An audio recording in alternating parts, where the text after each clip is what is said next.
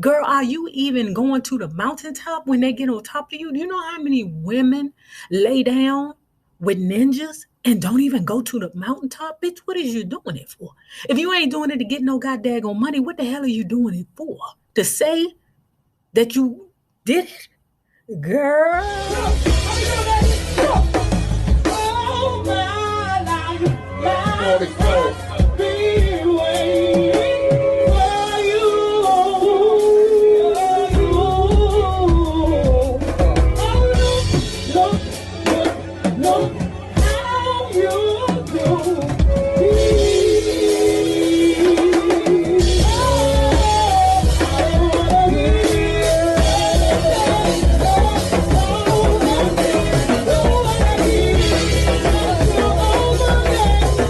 Hello there, love bugs. Hello there, bellas. If you have not already done so, please remember to like, share to Facebook, and subscribe because it is so important to our success here on the YouTube. And if you are not already a part of our book club, please remember to hit the Patreon link below and or the join button here on the YouTube, and for a small monthly fee of $5, you can be privy to all the shenanigans before the YouTube gets it, if the YouTube gets it. Now, let's talk about Sister Souljah's The Coldest Winter Ever. I think this is part. We left off. Winter is on the phone with Midnight, okay? The reason why they're on the phone is because Winter beeped him excessively for him to call back. He finally called back, okay? Winter talks to Midnight and say, we need to talk about some things, okay? Because remember, Midnight has 50-something that Santiago told his daughter when she went to go visit him last Thursday at the jail. She don't know what it is. She just automatically assumed that it's $50,000 or $50 million or something like that, right? So Midnight says to her, okay, what time do you want me to pick you up for dinner? She excited. She says, okay, meet me here at this time. Now, remember, she is dealing with Sterling, Jaleel White.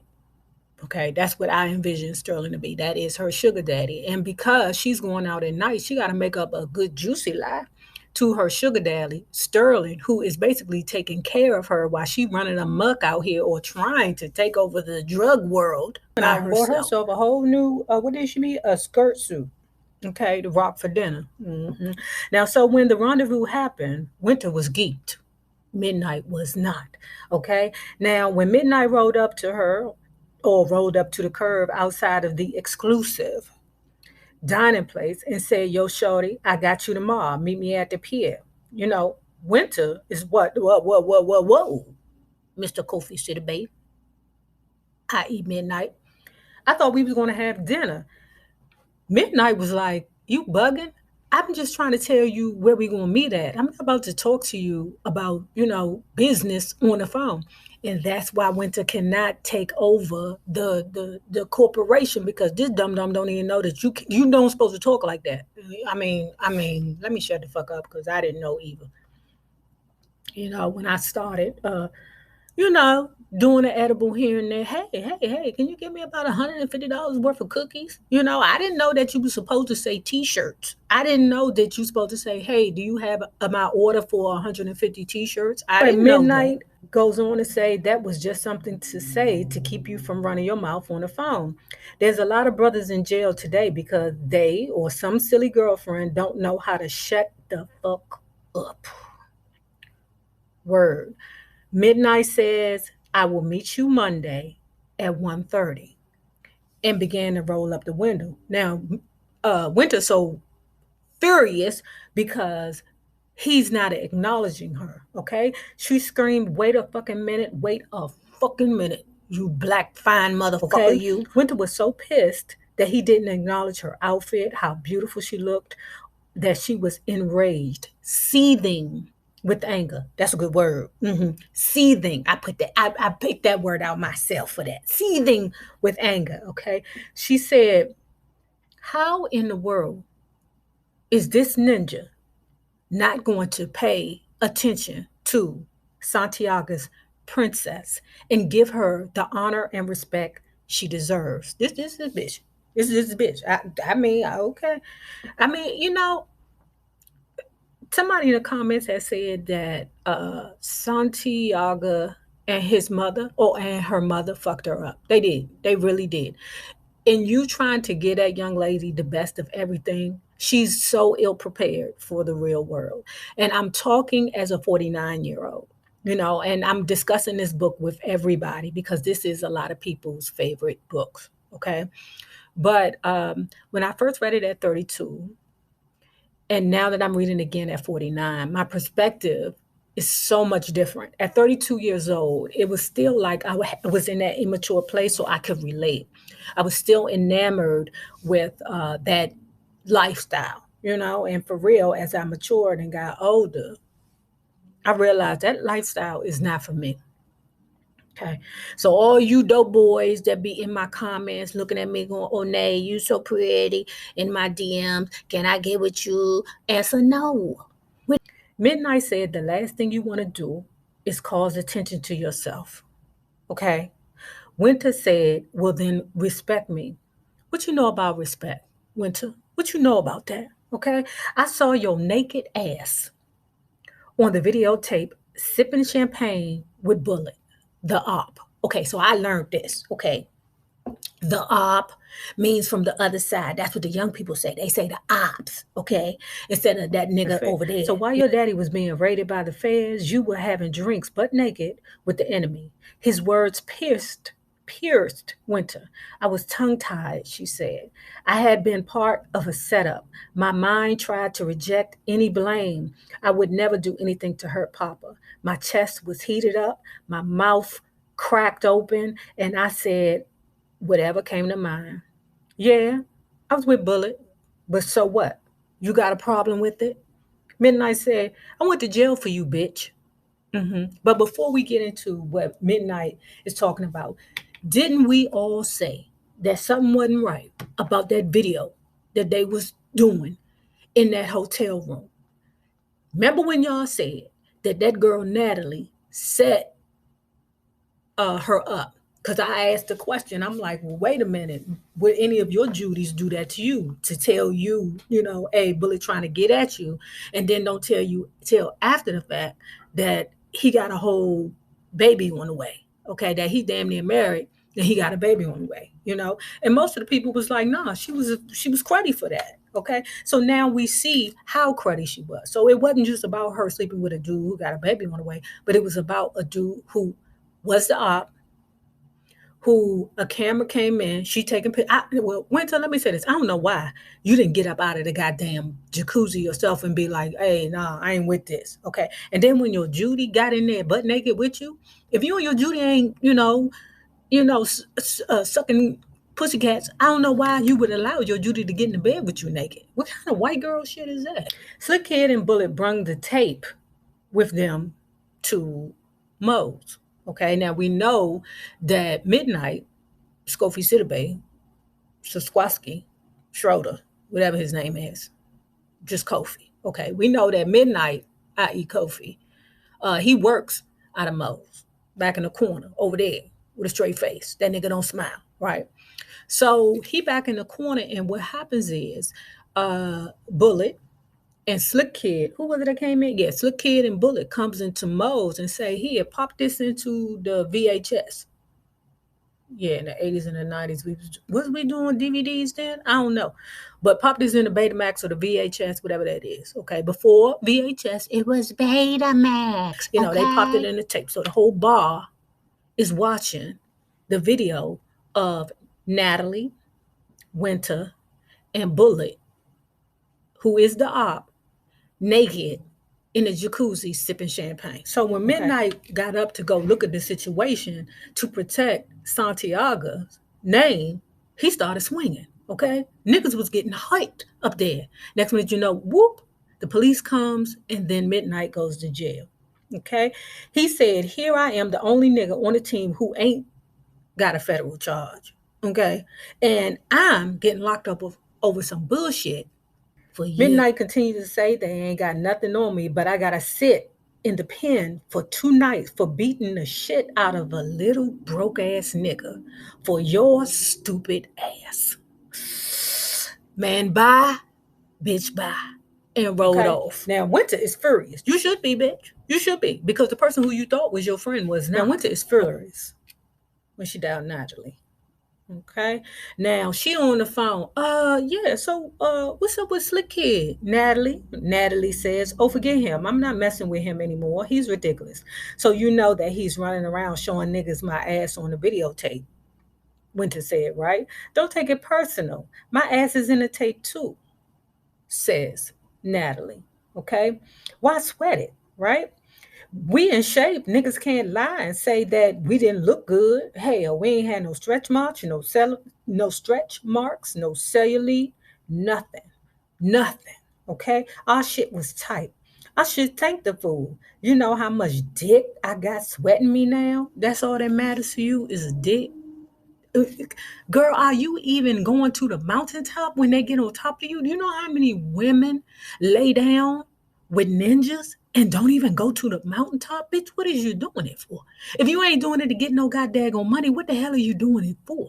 To say that you did it? Girl. Natalie continues, his ass was straight up trying to diss me, and then I flipped it on him. Ha ha, now the nigga is checking for me. Why you didn't tell me that Bullet was with the ops, right?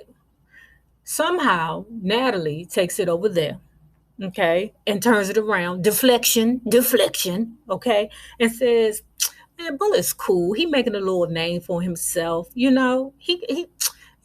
a little loot. Bitch, you ain't answer my question. Why you ain't tell me that them niggas was from 63rd? Natalie continues to talk about how his baby mother ain't his baby mother, blah, blah, blah, okay? And Winter is acknowledging what Natalie is doing. Basically, okay. Natalie's trying to just, push it up underneath the ironing board. Answer no, okay? Answer no. But Winter has acknowledged that her friend or her Judy or whatever is pulling stunts. So, right? Oh, I seen your mother back around our way. She's like a whole nother person. I heard she was supposed to get some kind of surgery to fix her face.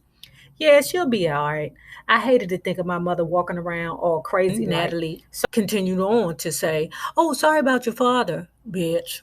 Okay, but Winter's hip to her game. She knows that all Natalie is trying to do is just be nosy. That's it. Because remember, Winter told y'all earlier that Natalie knows everything. Okay, you know why she know everything like strippers? Okay, because them dope boys be fucking them strippers and telling them all their business. Winter said, okay, Natalie, I gotta go. I'll call you back because the Benz right there and they finna tow it. Lies, because the feds already got that Benz, but Winter got to keep up that daggone facade. That facade will kill your girlfriend. She slammed the phone down. Now, Monday morning at 10, Winter is standing in front of the Bloomingdale's waiting for the doors to open to buy her a winter white suit to meet midnight, and this time she was going to make him pay attention. Remember, she broke a shit.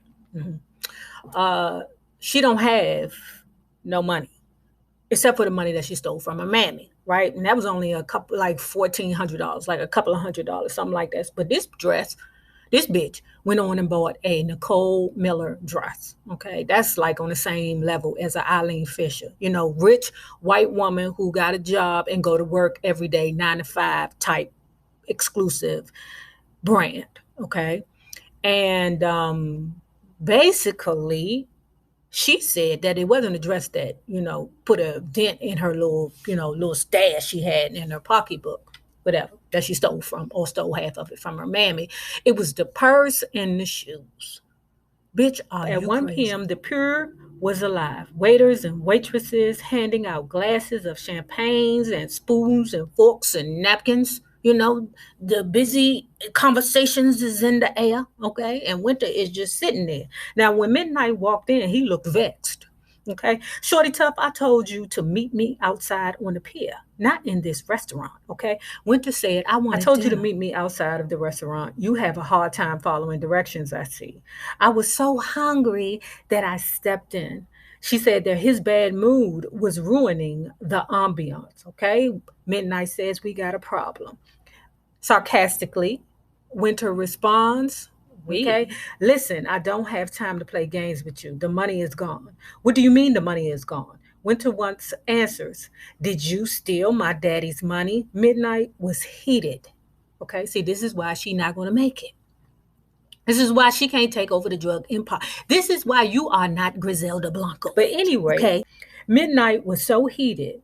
So you accusing me of stealing from a man that I consider my father, the only father that I know? Is that what you're doing, Winter? Okay. The waitress came to the table and asked, are we ready? Answer, no, bitch. Get away. Can't you see we arguing over here? Get the fuck out of our face.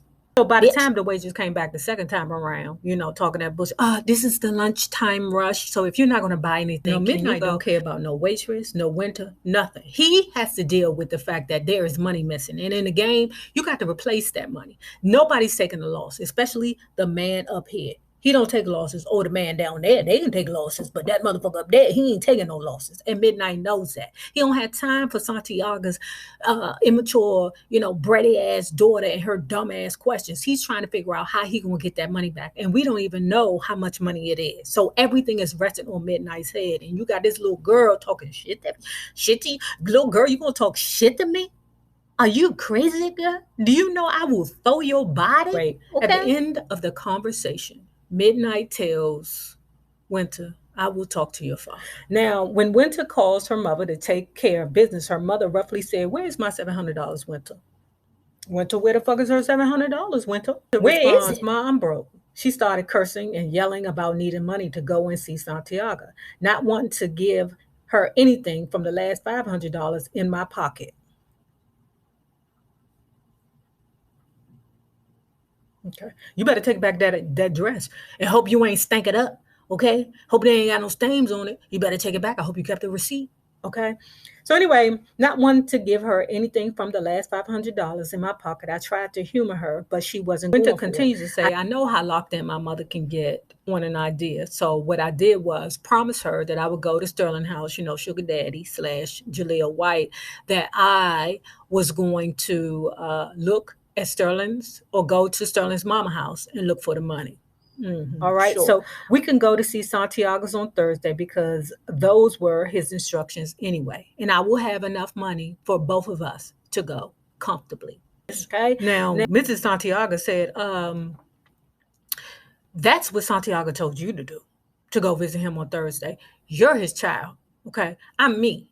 He ain't telling me to do shit. I go there if I feel like. This is a different mammy. This mammy is really changing. But anyway, she tells her daughter, meet me at the Goldstein's at 3:00. Goldstein is the lawyer. Now, Winter said she hopped on a train and jetted back to Sterling's house. I had to take off my dress and switch my bag before I met Mama, or else she'd be pissed that I spent her money on clothes. You should be pissed that you spent your money or her money on clothes. Now, when Winter arrived to Goldstein's, my mother was wearing a dress that she had seen on her Aunt Lori more than a few times, okay? And a blonde wig that belonged to Aunt Lori also. Now, Winter said that the wig did cover her face, but the fashion trade-off was just not worth it. I gave her a kiss, and she immediately turned to me and asked, did you get the money? Winter said, yes, Mama. I have enough money for us to get something to eat, see Santiago, and to send you or get you back to Brooklyn, okay? Now let's go see Goldstein. Mama says, fuck him. I already seen him already. He talking that bull snit, okay? He ain't got good news. He telling me that I need to have supervised visits to see my own children. Is he crazy? We paid him good goddamn money. And you mean to tell me I ain't never beat my babies. I ain't touched my babies. I ain't done nothing to them. Okay? So I don't understand what he talking about. All right? I got to get permission to see my own daughter. Moving forward. It's Thursday and they at Rikers the Island, okay? They at the jail being processed to see Santiago. The two are waiting in a large area to hear their inmate's name. Just in case you hussies ain't never been to the jail before, you got to sit there, wait patiently, okay? Patiently, Louis, okay? But anyway, you got to sit there and you got to wait patiently until they say your name or say your whoever you come to visit name.